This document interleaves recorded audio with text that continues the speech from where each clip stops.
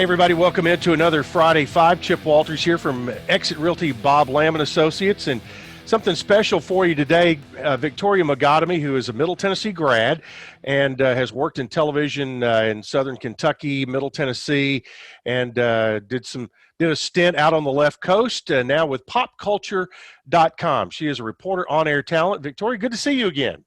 Well, good to see you. It's been a little while. It has. We have crossed paths a couple of times, but I think the last time we spent any serious time together was a wet, rainy Saturday morning for the homecoming parade.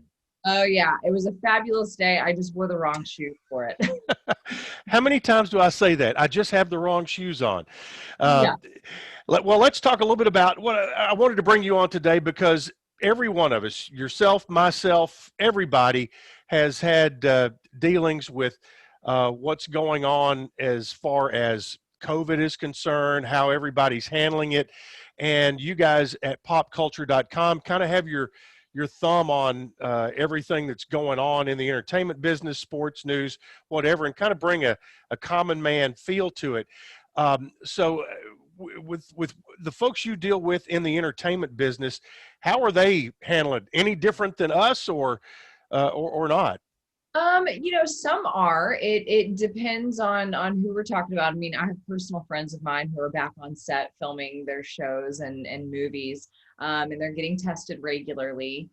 Some shows have to shut back down, due to a COVID case. Some don't.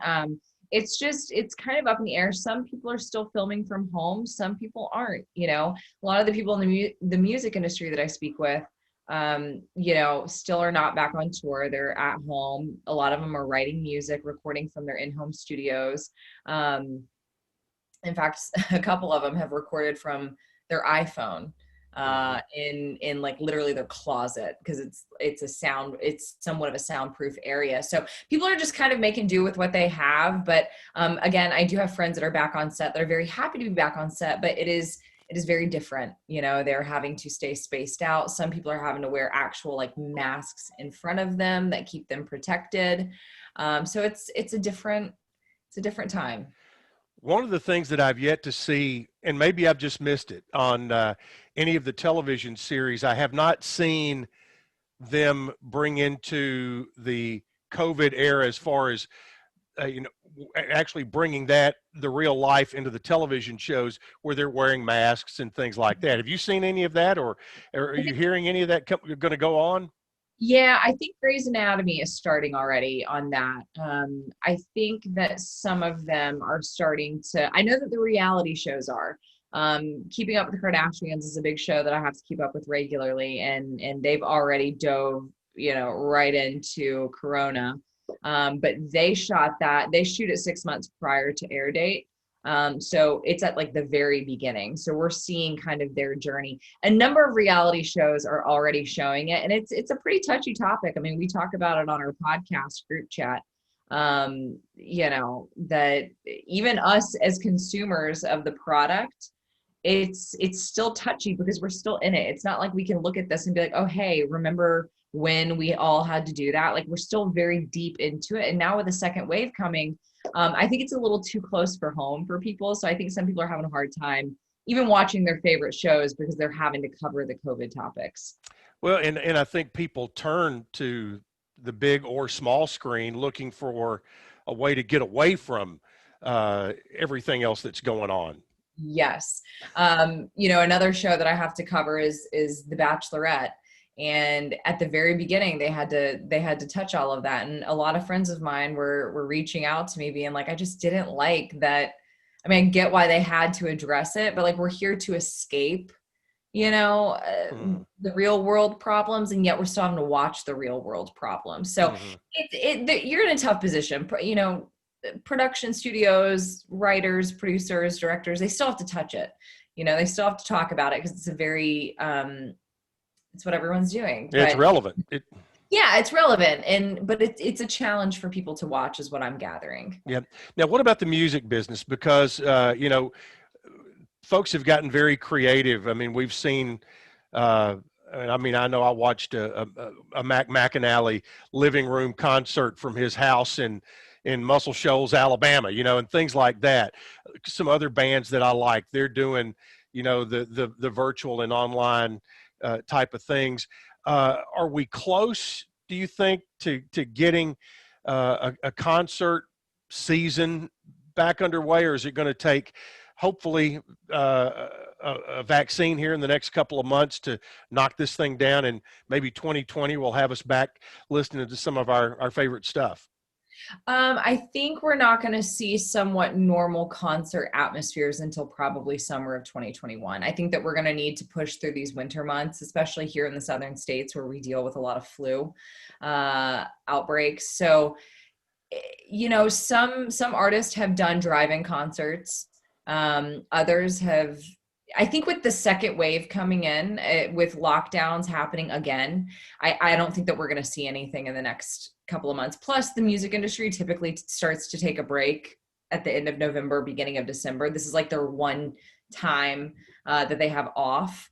So we're not going to see anything, I think, until next year. I think what we'll continue to do is online concerts or online meet and greets. But I think now that we're heading into the holiday season, like, we're just not going to see a whole lot going on. Yep. And one of the things that I think, want to make sure people realize and talk about and think about too, is that when they think the entertainment business, the first thing they think of are the stars who are, maybe have the $1 million contracts and things like that. But there's so many people in the entertainment and music business that are just like you and I, that are folks who are, looking for a paycheck every week, every 2 weeks, every month, that kind of thing. And those numbers of people are way more than the big stars. Well, I think what people have to remember too, and I have friends on different levels. I have friends that are just starting out in the music industry who are about to blow up. And then I have friends in the film industry who are already at A-list status. And what I've noticed between both of them is I think a lot of people lack the sympathy for the more rich and famous, because they think it's easy just to be famous. They think it's easy to just have all this money. But what I try to remind people is that these people are also paying very different bills than we are. Their mortgage payments a lot higher than ours. Their car payments are probably a lot higher. And a lot of these people are taking care of other people around them. So they're paying out more than what we would like to think that they are. I wouldn't say that all of them are just racking in millions and sitting on it. Right. A lot of people are paying out this money. So they need work also just as much as we do. Now, they might be sitting on a little bit more in their savings account than we are. But I think that that's something that we have to remember. On a smaller scale, for musicians who really rely on touring for their general income, have had to either rely on their savings or go pick up a second job in an industry that really isn't appealing to them to make ends meet. And that's just kind of where we're at right now. And I think people are just, again, trying to make do with what they have. Well, and here we are, we both live in the mid-state area, and we're so fond of, the local small venues and, the restaurants and bars that go along with that. And it's, it really hurts when you see a headline about, a certain venue, hey, we're in dire straits, we may have to close down, or a restaurant or a bar, those kind of things. And fortunately, we've had, they've been able to get back at it some, but, now that we're going through this second wave, it may be a couple of months before we can hit it hard again, I guess. Well, yeah. And even I've got, friends who are comedians. In order to expand on their gigs and expand on their craft, they have to practice in front of people. And practicing over Zoom is just not, you have to read the energy. So I know a lot of friends of mine who are comedians are struggling too, because they're like, we can't, that's the whole, I mean, you're talking people who are used to selling out arenas are now taking like the smaller gigs just to get in front of people.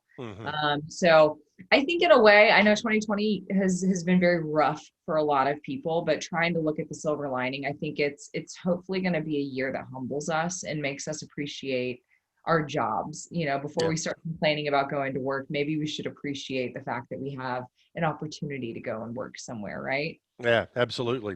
All right, we've talked about the stuff that kind of draws us down. Now I want to kind of head down the home stretch here with some fun stuff.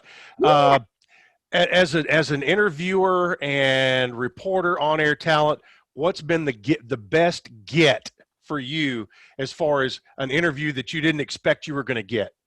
Oh, oof. That's a tough question because I interview a lot of very cool people.